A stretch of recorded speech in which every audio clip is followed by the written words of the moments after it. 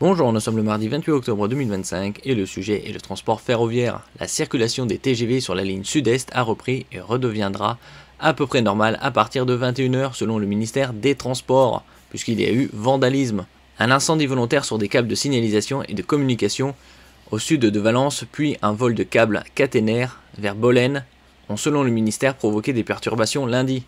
N'oubliez pas de vous abonner pour plus de news nationales, européennes et internationales sur ce monde merveilleux dans lequel nous vivons. Le trafic des trains a repris lundi 27 octobre en fin d'après-midi sur la ligne à grande vitesse sud-est après de fortes perturbations liées à des actes de vandalisme, a déclaré le ministre des Transports, Philippe Tabarot, lors d'un point presse. Depuis quelques instants, sur la ligne à grande vitesse sud-est, un train circule maintenant de nouveau, a annoncé le ministre, évoquant une circulation à peu près normale à partir de 21 h et une circulation totalement normale demain, mardi matin. Depuis 6 h, le trafic des trains à grande vitesse sur la ligne sud-est était fortement perturbé à la suite de plusieurs actes de vandalisme entre Lyon et Avignon, avec de nombreuses lignes supprimées et des retards importants en direction de Paris. De nombreux TGV entre Paris et Marseille, Montpellier ou Nice ont été supprimés. Autre sens, les trains partant du sud-est de la France en direction de Paris, Lyon et Strasbourg accusaient jusqu'à 5 heures de retard à la gare de Lyon-Pardieu. Les trains vers Marseille étaient supprimés, tout comme les liaisons vers Luxembourg et Le Havre. À la mi-journée, le ministère des Transports avait précisé qu'une centaine de TGV seraient impactés aujourd'hui, suppression totale, partielle ou retard. En plein milieu des vacances scolaires de la Toussaint, les annulations et le retard ayant affecté les TGV circulant entre Paris et Marseille, Montpellier ou Nice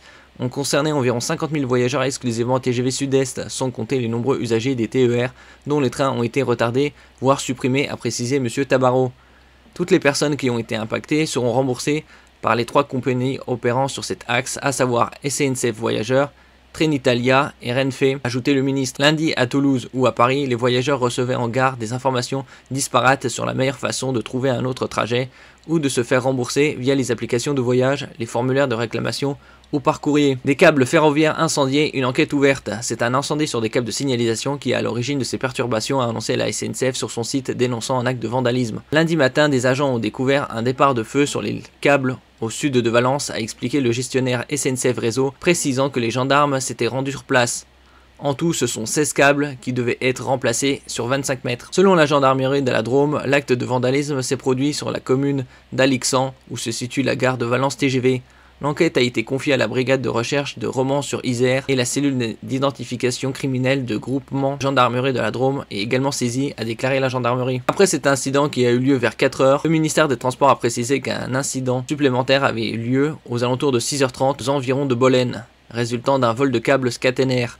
M. Tabarot a précisé qu'il serait très attentif aux conclusions dans l'enquête car on doit régler la question de la vulnérabilité systémique du réseau ferré français. Lié à sa grande étendue, plus de 28 000 km de voies ferrées, et compliqué de pouvoir en permanence sécuriser. Chute, après les vols dans un musée, le vandalisme sur les réseaux ferrés. Merci pour votre écoute et à la prochaine.